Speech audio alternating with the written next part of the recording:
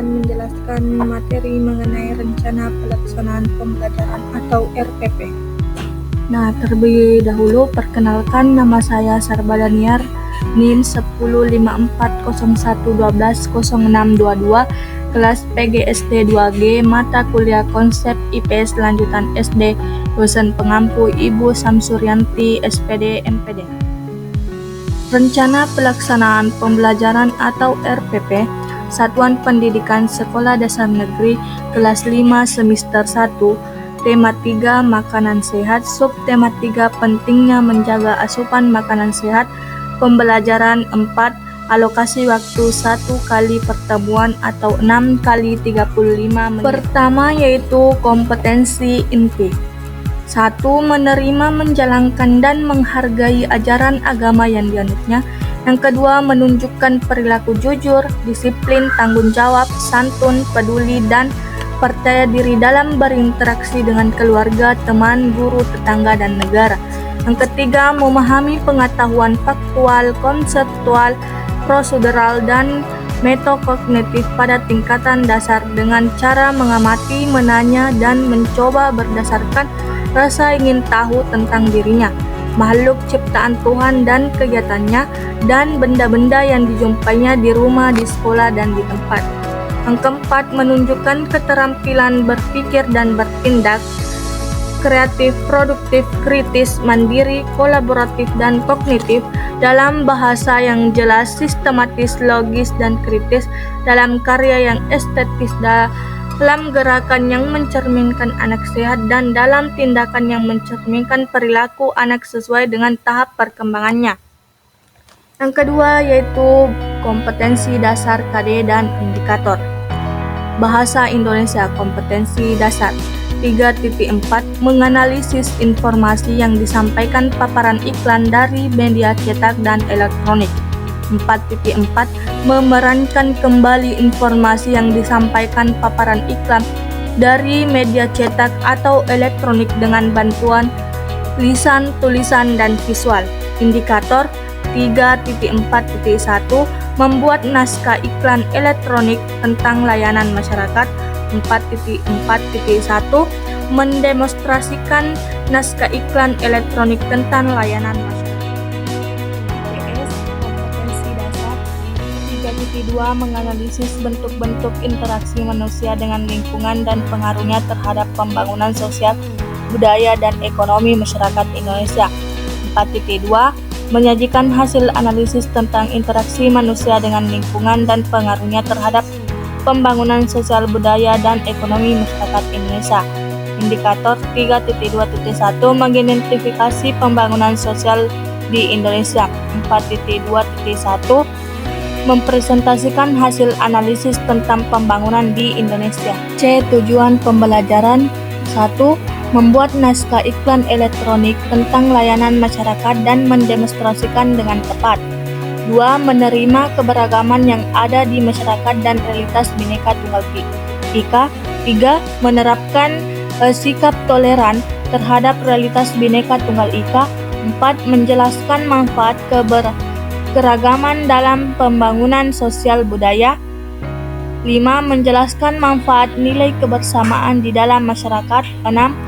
Mengidentifikasi pembangunan sosial di Indonesia. Materi pembelajaran. Realitas Bhinneka Tunggal Ika, manfaat keragaman dalam pembangunan sosial budaya, ciri-ciri iklan yang efektif menarik konsumen singkat dan jelas, contoh-contoh iklan layanan masyarakat. Model atau metode pembelajaran. 1. Model saintifik. 2. Metode permainan atau simulasi, diskusi, tanya jawab, penugasan, dan ceramah. Media, alat, dan sumber pembelajaran. Media yaitu benda nyata, alat dan bahan yaitu gambar, sumber belajar, buku, dan lingkungan. G. Langkah-langkah pembelajaran. Pendahuluan. 1. Guru memberikan salam dan mengajak semua siswa berdoa menurut agama dan keyakinan masing-masing. 2. Guru mengecek kesiapan diri dengan mengisi lembar kehadiran dan memeriksa kerapaian pakaian, posisi, dan tempat duduk yang disesuaikan dengan kegiatan pembelajaran. 3. Guru menginformasikan tema yang akan dibahas, yaitu pentingnya menjaga asupan makanan sehat. 4. Guru menyampaikan tujuan pembelajaran dan kegiatan yang akan dilakukan pada pembelajaran di hari tersebut. Kegiatan inti. 1. Siswa membaca teks informasi mengenai organisasi budaya pada buku siswa halaman 100 dan menggarisbawahi informasi-informasi penting. 2. Siswa dan guru bertanya jawab mengenai teks informasi yang telah dibaca. 3. Siswa membuat sebuah gambar yang menceritakan tentang keragaman aktivitas yang berlangsung di dalam sebuah sanggar tari.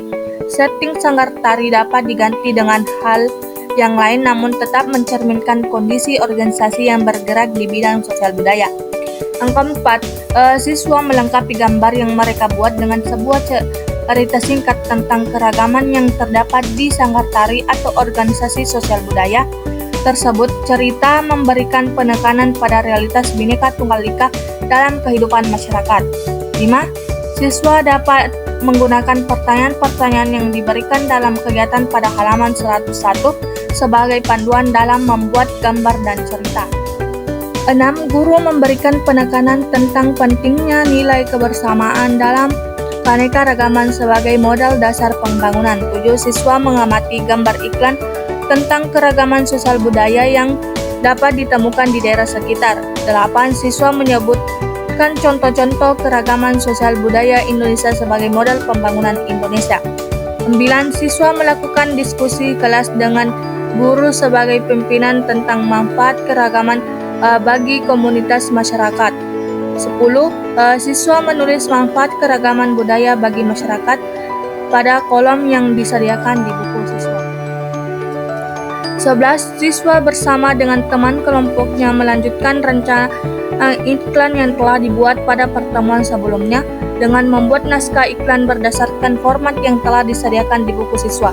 Siswa juga harus menentukan kata kunci yang akan digunakan dalam membuat sketsa gambar berdasarkan naskah yang telah dibuat. 12. Siswa diingatkan kembali tentang ciri-ciri iklan yang efektif, menarik konsumen, singkat dan jelas serta sangat mudah diingat. 13. Siswa mengomunikasikan hasil pembuatan iklannya di depan kelas. Penutup. 1. Bersama-sama siswa membuat kesimpulan atau rangkuman hasil belajar selama sehari. 2. Guru dan siswa bertanya jawab tentang materi yang telah dipelajari atau untuk mengetahui hasil ketercapaian materi. 3. Guru memberikan kesempatan kepada siswa untuk menyampaikan pendapatnya tentang pembelajaran yang telah diikuti. 4. Guru melakukan penilaian.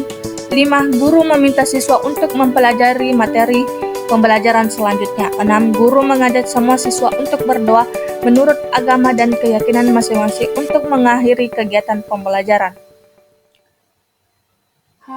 Penilaian. 1. Teknik penilaian. A. Penilaian sikap, disiplin, percaya diri, kerjasama, dan tanggung jawab. B. Penilaian pengetahuan yaitu kuis. C. Unjuk kerja yaitu pemberian pendapat. 2. Bentuk instrumen penilaian. A. Lembar penilaian pengetahuan, penilaian bahasa Indonesia, penilaian PKN, dan penilaian IPS. B. Lembar observasi. 1. Lembar penilaian sikap. 2. Lembar penilaian keterampilan IPS. Rubik yaitu membuat iklan layanan masyarakat. Sekian pemaparan RPP dari saya. Saya ucapkan terima kasih. Wassalamualaikum warahmatullahi wabarakatuh.